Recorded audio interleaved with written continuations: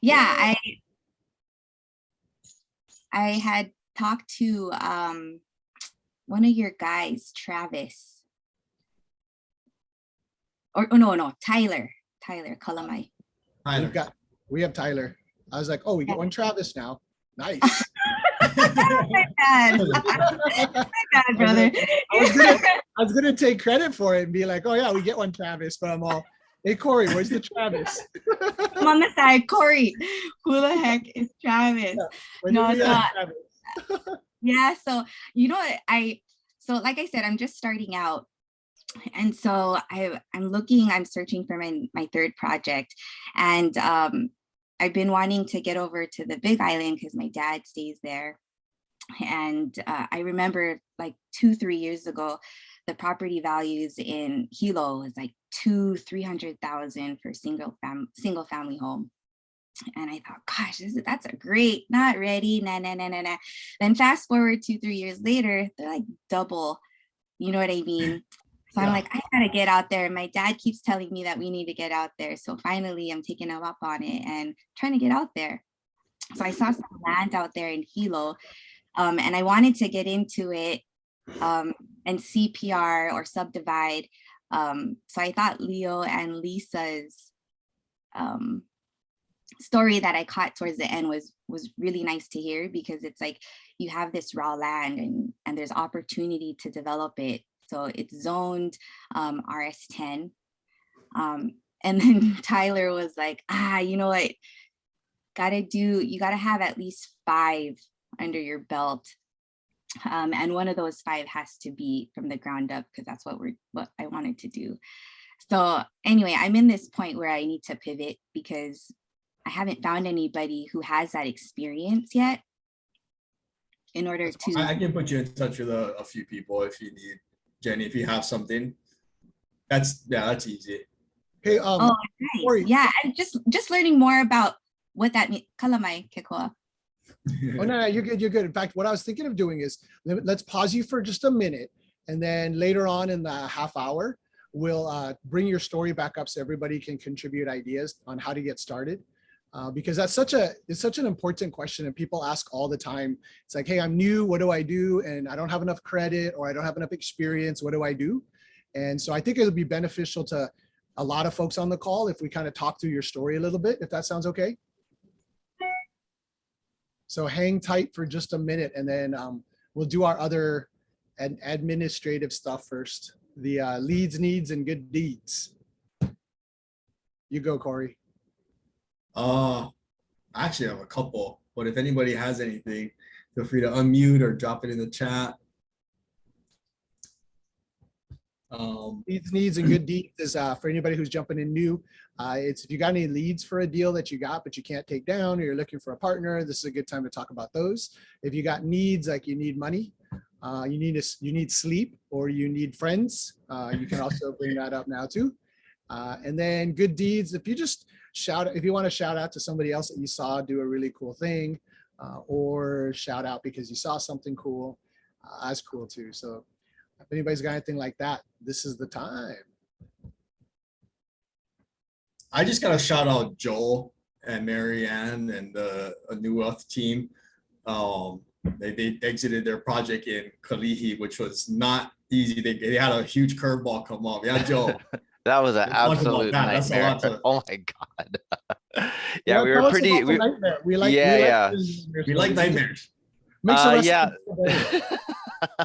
Yeah, so we found this opportunity. It was actually back in 2019, and basically met this homeowner, and he was in foreclosure.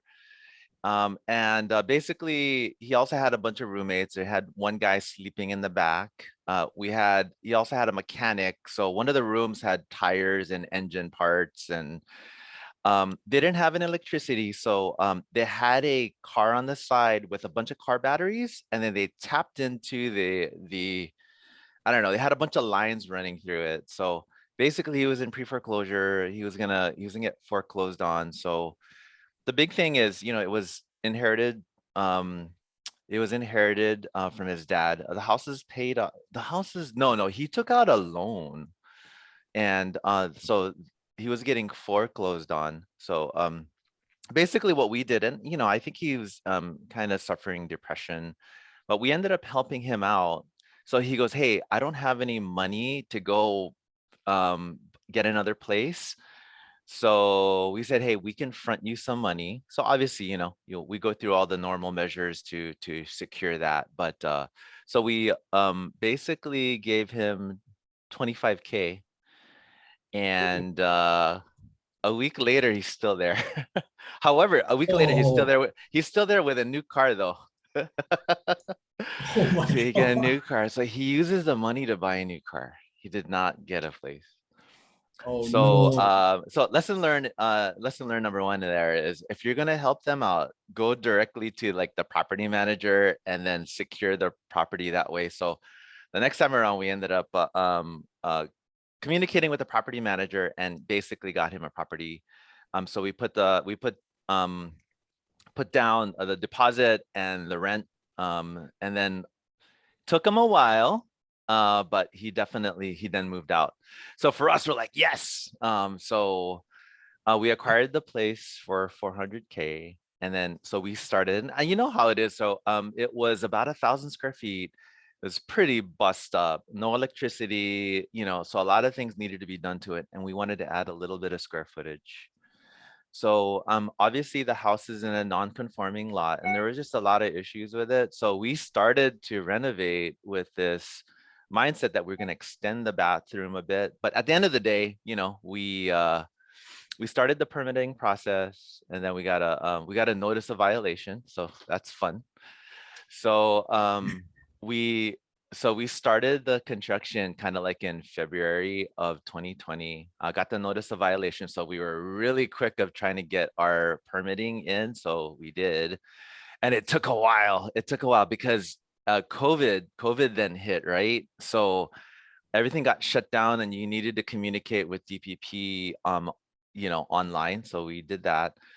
And then it took us a couple of months. So it took a month or two just to get it in the system. And then, we got it, we were getting it reviewed, and there were so many different comments back. So fast forward around the September, October timeframe, we get a conditional approval of our permit.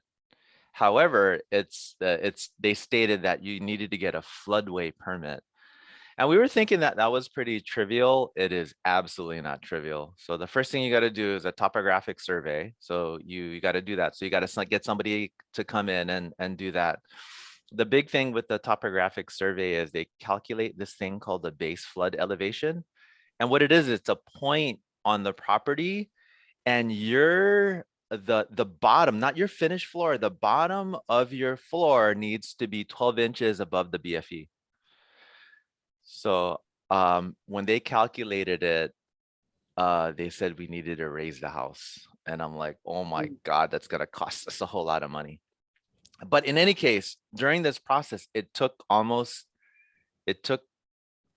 a year and a half to almost 2 years to get this permit, because you get a topo survey. Topo survey, you get this, they call it the base flood elevation. And then not only you have to do that, you got to get 2 certificates, a fringe certificate and a flood certificate, which requires you to get like some stuff with FEMA. You got to check with a bunch of different folks. And then after that, you got to go through this process. It was an absolute nightmare. So we finally, like a year and a half later, we finally get approved. So from there, we got to ultimately close up the permit. So we got, we had electrical, plumbing, and building. So that ended up getting cleared roughly in January. So it took us a long time. So fast forward today, we just closed yesterday, but that was I don't know how many of you have done floodway surveys, man, floodway permits, but that is no joke. I think it's up there, Corey, with how you look for SMA, man. It's probably not as bad as an SMA, but it's up there. No, it might be worse. It's just as bad. And like, that's why I always check for every property that I look at. I always check the flood, right? If it says AEF, that means it's in a floodway. Like, don't buy it, right? No, And then don't buy it. Yeah, and then Yeah. if it's in a slide zone, we don't buy anything in slide zones. Yeah. And then SMA, yeah, right, yeah. Yeah. Yeah. Yeah. Yeah. Yeah. But congratulations to you guys, and I tip my hat to you guys because I've seen other developers come across that problem where they bought something in floodway and they couldn't finish. They got foreclosed on. You know, so Yeah, yeah, yeah. So if anybody ever, yeah, my recommendations don't, but if you do want to pursue it, let me know. Call me. I'll walk you through the whole process. And you know what? I mean, given my, I wouldn't say absolutely no, I wouldn't do it, but under the right circumstances, I would probably pursue it again. Knowing all of the, no, yeah. yeah, I'm just glutton for punishment. Just knowing all of the hoops that you got to go through. I would potentially do it again.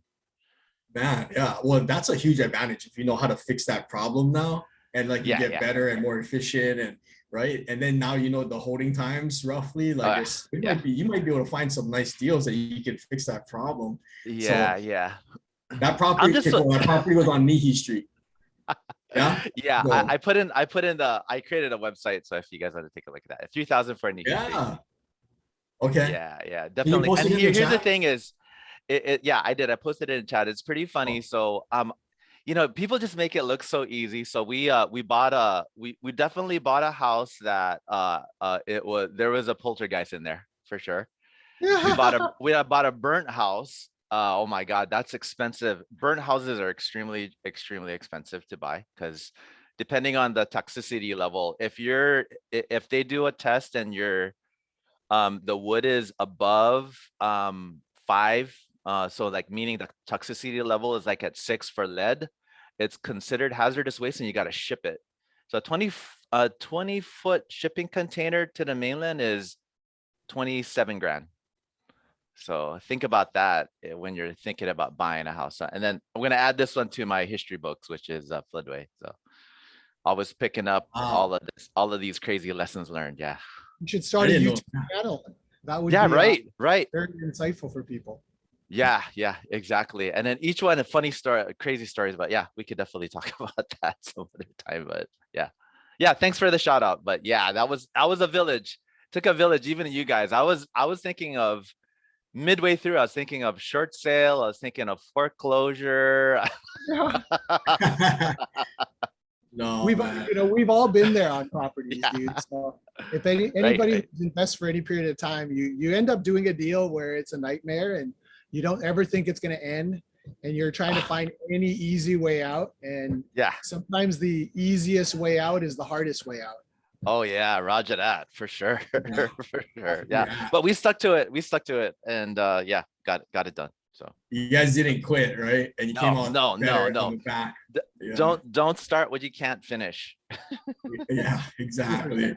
No, but serious credit to you guys because I was like, 2019 to 2022 now, and the floodway is a beast, man. Like that's a gnarly one to get over. So and I've seen developers get crushed by that one. So I know. Actually, you're the only one that I know of that has solved that for real. problem and made it out. I'll go put that So, I'll go put that trophy up on the wall then. Yeah. Yeah. No, but that's good. That's definitely a lot of lessons learned there. But yeah, thanks for all your support as well. So Oh, and also we're the mastermind too, right? We'll shout it out later too. Yeah. But, Yes, absolutely. Yeah, in definitely. Hawaii, sometime September, right? We're looking for. So, Yeah. September 24th, actually. It's on September 24th. yeah. We got it over at the Entrepreneur Sandbox. We scheduled it before, but because of COVID, they were like, you can only have 10 people. I'm like, oh, that's not gonna work. Yeah. So yeah. But I think registration wise, I had like 60 people. I was pretty excited. So I was kind of bummed that we had to cancel it. But yeah. So we're doing it again, trying it again. Yeah. Awesome. Yep. Well, thanks for sharing, Joel, and congrats. Oh yeah, no again. problem, man. Oh yeah, thank you. Does anybody else have any needs, good deeds?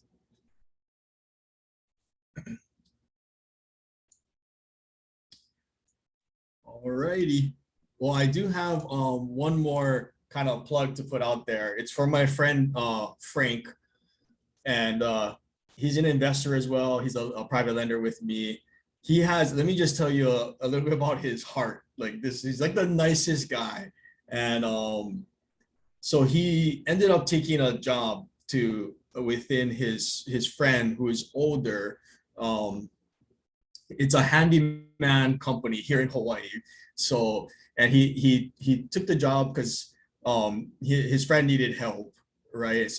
And so they are looking for business, and Frank is out there trying to help bring business to his guy.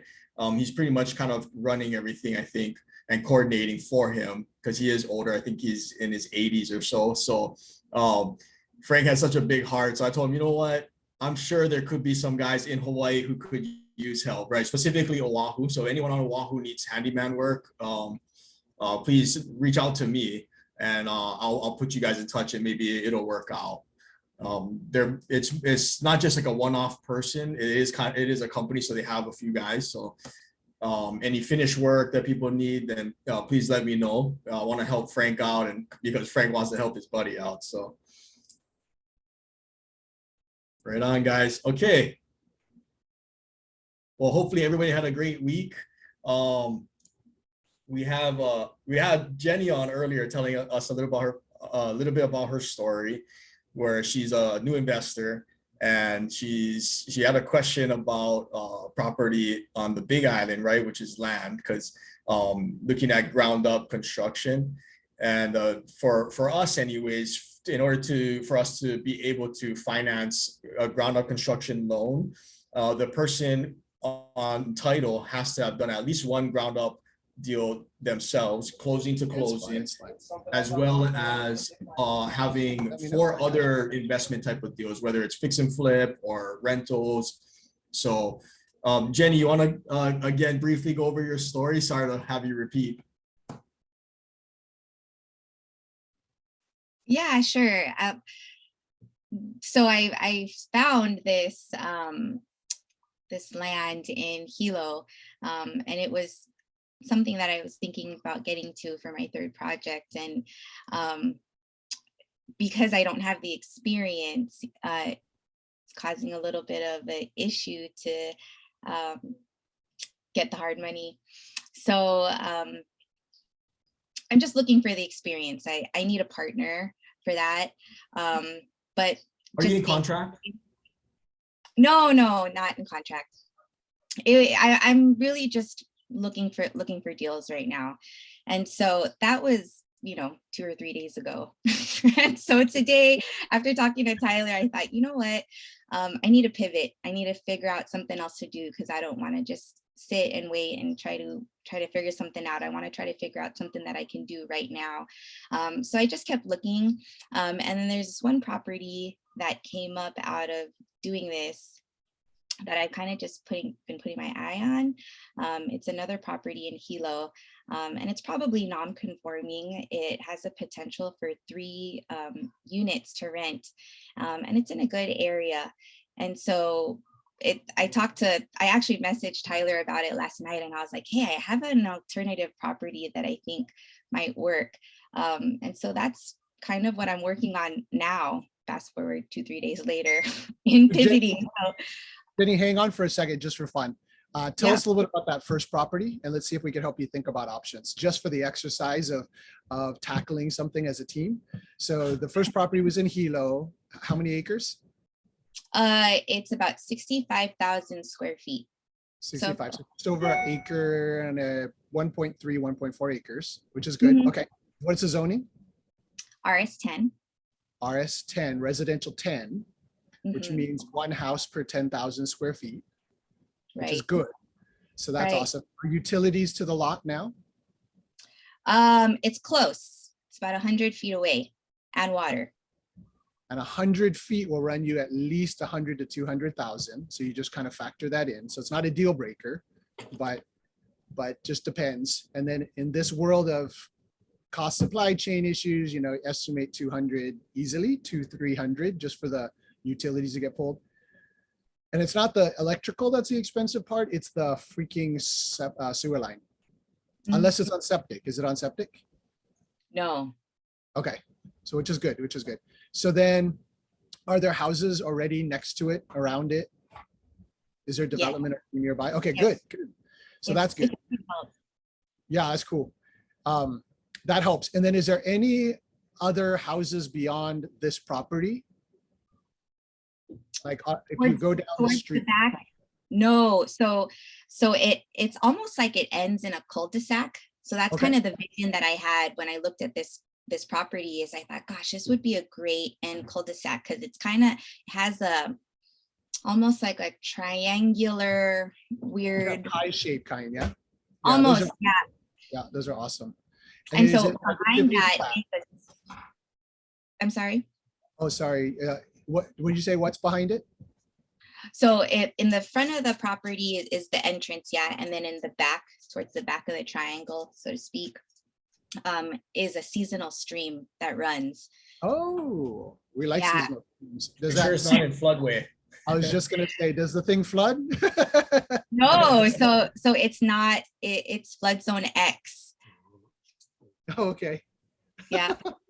And so they actually put a flood zone, a flood report in that they had in 2017. And then on the listing, it has pictures of when the stream does flow, and then when it doesn't.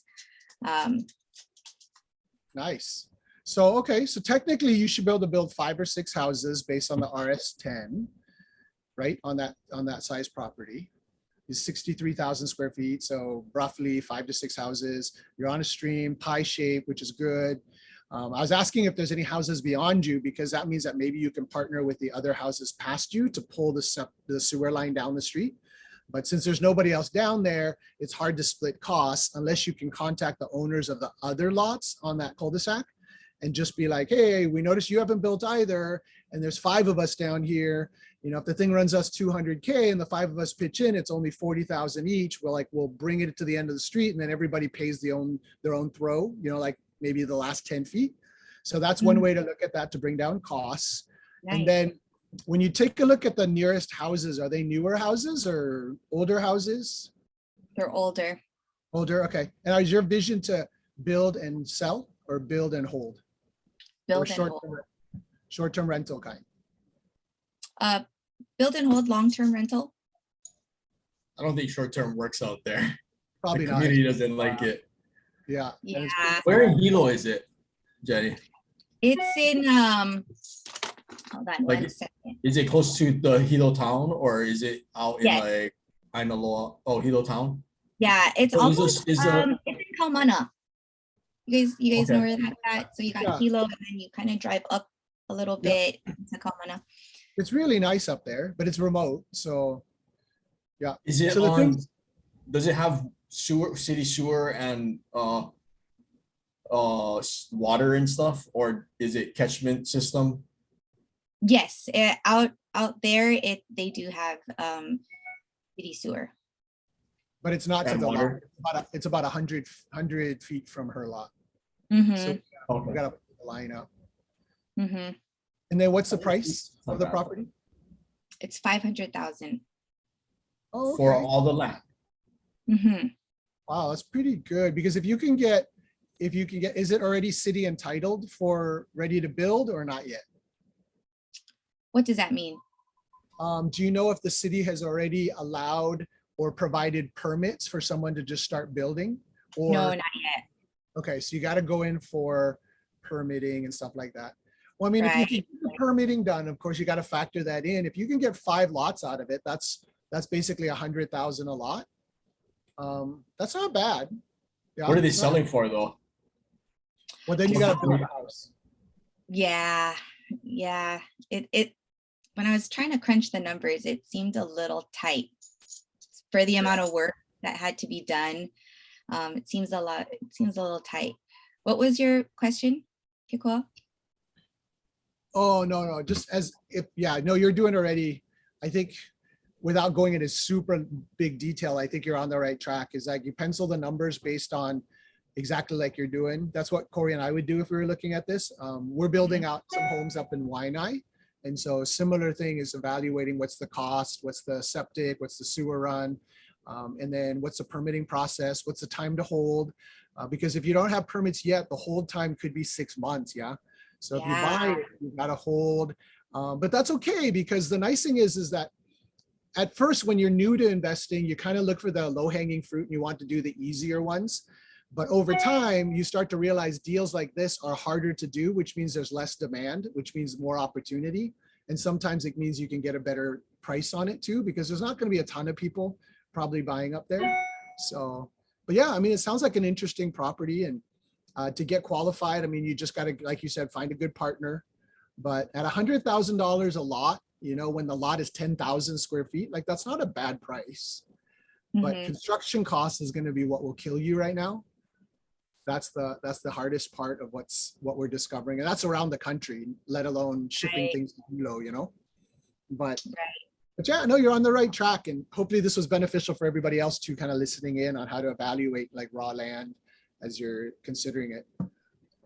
Right. Well, the other option I was thinking too is because I knew it was going to take that long, right? I mean, at least that long to kind of get it up and running after we acquired the land. And so I thought, gosh, maybe I can just get one of those, those mobile homes.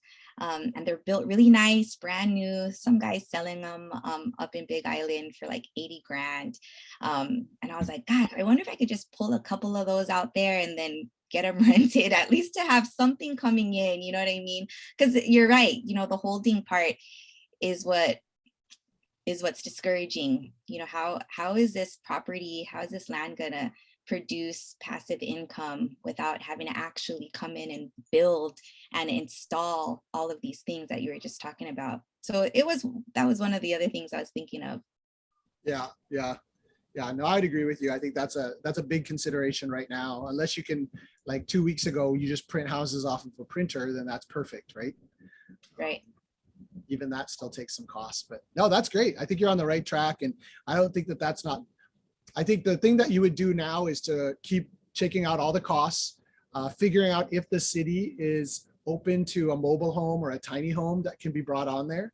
The other cool thing, if you wanted to do creative rentals, is you can ship a bunch of like RV trailers from the mainland over for $1,000, and you get these 40-foot trailers. Like I'm in our motorhome right now, and they're like full on homes, but you can buy them for 40 grand, 50 grand.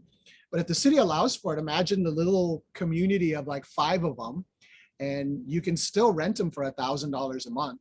And people love that kind of thing right now. So there's creative ways to go. But the couple things is, before we wrap up, is if you really like the property, one of the first things we do is we go to the city, is just talk to the city and county and just be like, hey, I'm looking at this. What can you tell me? And what can I do? And what's the options? We're looking at building on a property up in Seattle right now. And those are the questions we're asking. And they're not going to tell you sometimes straight up, but they'll tell you what you can't do. And that's when you get creative and say, okay, if I can't do that, can I do this? So if I can't do manufactured housing, can I do RVs? Can I do tiny houses? Can I do something creative? And you never know what you find out. Yeah, good stuff. Yeah, super good. I like it. This is fun. Hopefully that was helpful for anybody else too. Sorry, Corey, you had some last one.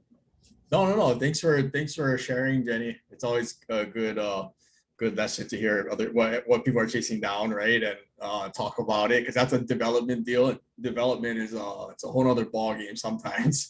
So definitely would like someone looking over your shoulder. So if you need some, if you're getting far enough where you're thinking that, oh, you know what, this might pencil out, it might actually look like something good here, then reach out to us, and we can put you in touch with maybe someone who can take a second look at it and then see if they want to partner. Yeah. Like Corey. Corey's pretty good at ground up development. So I tired, bro. We all tired. Shut up, man. The recession's coming. It's time to get busy, man. This is a good opportunity. By the way, Joel's got his invitation to Waipio for the meetup. Free food, free alcohol, and free networking, apparently. Oh, what? I missed that one. I know, right? Well, no, we're not going to miss it. We got to go. Free food, bro. Oh. So, yeah, well, sorry, it was a last minute thing. It's kind of our usual club meeting. So we're gonna meet at our flip in Waipio. So it's not too far. If you don't like our food, you can always walk and go to Jack in the Box or Wendy's or whatever is over there. It's pretty close to that mall over there in Waipio. So Kind of nice. It's all ready to go. It's all decked out and staged awesome. and everything. So you guys can go check it out. So if you can make them, go check out Joe. Yeah, Joe. and if I got a refrigerator full of beer, I'd love to just bring it over there so people can like, yeah, tank it down. Let's do it. Yes. Yeah, there is beer. Yes, can do. Oh, Okay. I don't know if you should put that out there. It's gonna Oh, be crowded. should I? All good. Now All suddenly good. like I'm there. Perfect. Yeah, Let's do it. yeah. Free Nah, beer at Roger, Joel's. Roger that. Yeah, can do. No problem. Awesome. When are we gonna go see Roderick's house in Florida, man? No invitation to Florida. You gotta book Yeah, it. the place is still tore back. Give me a little bit. I'm working on it. Been reading, all the contractor bids are coming in right now. They were due yesterday, so I'm like, Did that help what we talked about last week in terms of the bids and stuff like that? it did. Hindsight's super clear. I would have numbered the pages, who it's from. It's almost like a contract. Those are like the tweaks I would make for next time. I would subdivide it into different sections. So I'm not mailing the painter, the carpentry work, just make it easier. But going back to the Big Island land thing, I was just looking up the website for you guys. The most creative thing that I've ever seen with raw land was in New Zealand. We went to a surf spot called Ragland on the North Island, and they took, check it out. I just put it in the chat. They took a train and cut the train cars in half and put it out on this property. So Sweet. when you stay the night, you rent a train car, and it's just a bed. And then they have like little community like bathrooms and kitchens, but you can kind of click around their website. The place is sick. If you like surfing, it's this insane left called. Oh, so they're just trailer, what do you call them? Train carriages. Train cars, yeah. Old retired train car. Interesting. But it's all you need, man. Was it a former railway station, or they just put that sign up just for? No, it's way up on the side of a mountain. They drug those cars up there and sunk them into the land. They have like a vegan restaurant and yoga class, and people get married there, and it's just beautiful. It's sick. We rented a camper and drove all over for a month. So that was just one of the places we stayed. Are you saying that only vegan people who do yoga get married up in railway cars That's surf. and surf? Damn, I guess I won't qualify. So, but if you think outside the box, you don't got to spend $1 billion building all these pimp daddy houses. I mean, I don't know if the city will let you do it on Big Island, but I know that whole camping and Airbnb experience is really popular right now. Yeah, 100%. That is really well done. That's New Zealand? Correct. North Island. That's pretty cool. Yeah. Actually, it was pretty Super cozy. cool. Thanks for sharing. That's sick. I love that kind of stuff. I don't know if you guys have been looking into or if anybody's been looking into old churches. They're way out in BFE, but like old churches, post offices, old schools, like I love that stuff. And so when you brought this up, wow, this is sweet, Rod. What's up with JD's project? Did he close on that deal? He's doing some stuff kind of like that, right? Where there's campsites and there's also units. Oh In yeah, North Carolina? Yep. I think You gotta ask him. Well, It's the Poconos or something. I gotta ask Alex. I think he was on that one.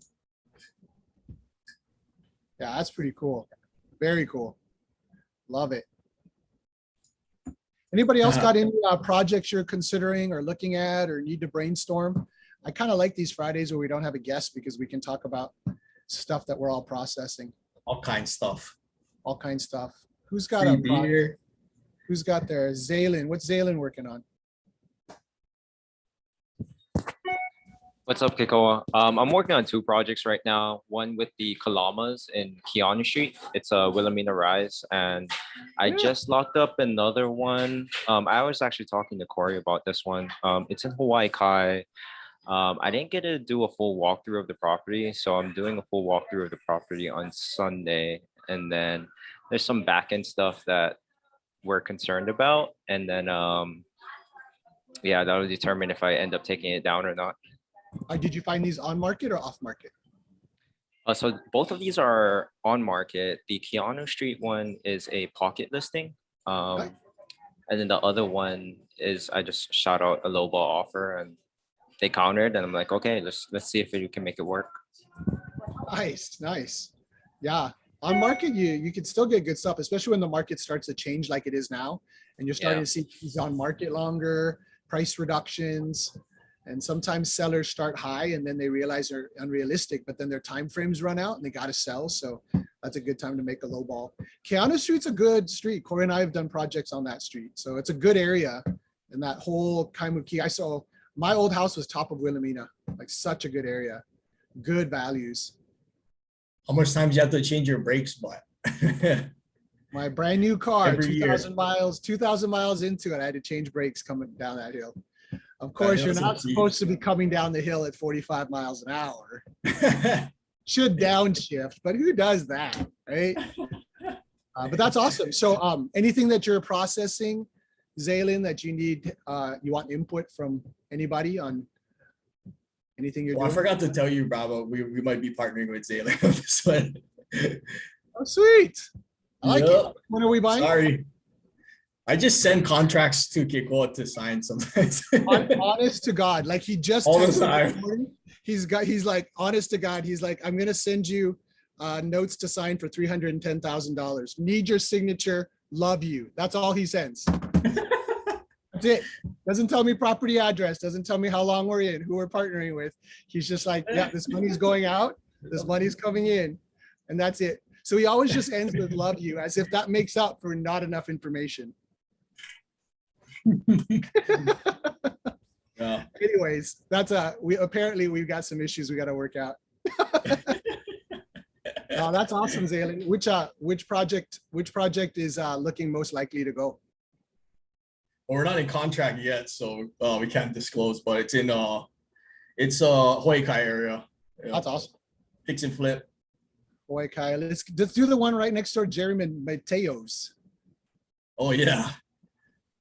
Yeah. That part, that house, he did that well. Yeah, he did that super well. It held Tristan and Kamahai's meetup, and there was a lot of people there, it looked like. So Zaylin, I'll hit you up later today. We'll circle back on that deal. And then hopefully as soon as you get them under contract, maybe we can use it as a case study or something. Shoot. Right on, my That'd man. be super good. We should do some case studies of just how folks are getting deals, especially as we hit the recession coming up. Things are going to change. Like, how did we negotiate deals? What terms are we doing? I think we're going to start seeing more seller financing and seller wraps. Be pretty cool. Yep. Yeah, Oh, you know what's gonna, I do a lot of. Oh, sorry. Oh no, go ahead, Zaylin. Go ahead. Yeah, just to hop on what Kekoa is saying. So I still do a lot of off-market marketing, and then what I'm starting to do a lot more is cash offer first, and then I start doing the creative route as backup. So novations and seller finance is what I'm pitching out for almost every single deal now. That's Yep. awesome. That's the way to go, man. Yeah. It's always good to give options with your offers, right? Because then it's not as like hard line, like, hey, here's my offer, take it or leave it. Some people don't even know that they can counter, like, so one thing I was wondering is, as the interest rates start to rise, I wonder if there's going to be more sellers willing to sell with owner financing, especially in the multifamily space, because sometimes there's big prepaid penalties on those, right? So sometimes sometimes they're more open to taking a seller finance offer. And that reminds me of Kekoa, you remember the Indian Palms Country Club when we were looking at that? Yeah, and Coachella. I use that as an example because recently, starting this week, I've been just doing segments teaching our team internal, starting from the fundamentals of investing, because I feel like if we understand our client, right, and we should all know this anyways, because we should all be able to invest in real estate. no matter what your career. But I feel that it would help understand, the borrowers too, right? So I want them to know. So we're going over the fundamentals, and then we're going over markets. What's the different markets, right? Primary markets, secondary markets, tertiary markets. And Indian Palms Country Club is in Indio, California. It's inland, and it is a tertiary market. This country club was right across the street from Coachella. So Kekoa and I went to go look at it, and we were looking at it at a great price, like 7.5 million. And there was an appraisal that valued it at 18 million, which was kind of odd. It was like such a big difference. So we were trying to find out why. Why is he selling so low, right? And we never got to see all the way through because we never got the financials. They never wanted to release the financials. But me, Kekoa, and my aunt Dana, who has a lot of experience in managing hotels and hospitality, so we would walk the property and stuff. And I remember why we didn't pull the trigger on it. Well, one of it is we couldn't get full due diligence because the owner didn't, disclose financials. Oh, dude, it was the golf course, remember? Yeah, there's the golf course. The golf course would have to shut down, during summer. Parts of the it. fact that the sprinkler system on the 200-acre golf course was jacked up, and we'd have to tear up the whole golf course, put in all new lines, which would have ran us several million. And that's why the appraisal value and the asking price was so different. And that's when you that was why. Yeah, Okay. that's when it just didn't make sense, because that's just crazy. Yeah. So there was a lot of lessons I think that I learned, and a lot of the lessons were fundamentals, where we're in a tertiary market, right? So we have to be careful. And for instance, Indio and Palm Springs, like their hot selling season is in the winter. It's actually opposite from like Seattle or the rest of the nation, because in the summer is the off season. The summer it gets like, how hot did it get out there? I mean, it was like 115 one day, but it was brutal, and and then they have to shut the golf course down during certain times, because like it just takes so much water to keep it alive and fresh, right? When California is facing a massive drought. So there's a bunch of ways we have to look at it. But Kekoa and I walked into the Department of Planning and Permitting over there. And I just remember like nudging Kekoa. I was like, oh, look at on the table, there was like 6 rows of permit plans for new Starbucks over there in that area. So I was like, oh, that's a good sign. Like they're moving some Starbucks in here. Well, other than that, I think the main reason why we bailed on it, other than the fact that we weren't able to get full due diligence, was because their nightly room rate would range anywhere from $50 a night to like $450 a night. And I think everyone can guess when that was. It's when Coachella's in town and all the other festivals come into town, right? So we were thinking like, it's never a good idea when your business relies solely on another business, and thank goodness, because COVID happened and Coachella and all the festivals were they were shut down for like 2 years, right? I don't know if we would have been able to survive 2 years worth of managing that property without bleeding dry. Now it's back. It looks like I just checked the room rates. It's like $230 a night right now, but I think that was a good move that we didn't buy that one. Good lessons for sure. Good lessons. Any other major things we want to try to discuss this Friday? Anybody got any hot topics? Jenny says she loves us. I think she wants money. It only works with Corey. I'm a sucker. All right. Well, hopefully everybody has a great weekend. Always feel free to reach out. And again, congrats to Joel for making it through that one and sharing with us. Hopefully we can bring you back, Joel, and and like we can dive in real deep, because I actually learned a lot when you're talking about what needs to happen to clear a floodway permit. I've never actually had to go through that. I've seen guys try to go through it and not succeed. So yeah, congratulations. Yeah, You guys yeah, are yeah, no warriors. problem. You didn't give up. I might even do kind of a workshop with all of our other crazy stories, right? I mean, with the guy that held his wife hostage in a house, that was one of them. That was a crazy one. Mike, The that was one Obake of your properties? The Obake house is pretty crazy because we were originally just goofing around. I'm like, ha ha ha, funny. That's just an urban legend, like the green lady or the white lady. And then one of our guys had a heart attack and died. Yeah, Nice. In the yeah, house? yeah. So that, yeah, no, where the incident happened in the 70s, it was a shooting. Oh, So right where the guy fell and died, my guy who was screeding the concrete had a heart attack and then he died. Oh my my God. gosh. Yeah, yeah, Oh my yeah, God. yeah. Crazy. I mean, we could definitely have a TV series or something, but I think you gotta explain what Obake is, no, it was like in a case ghost. nobody knows. Yeah, like a ghost or Oh, even the sick. neighbors, the neighbor on the left and the rights, they both said the same thing.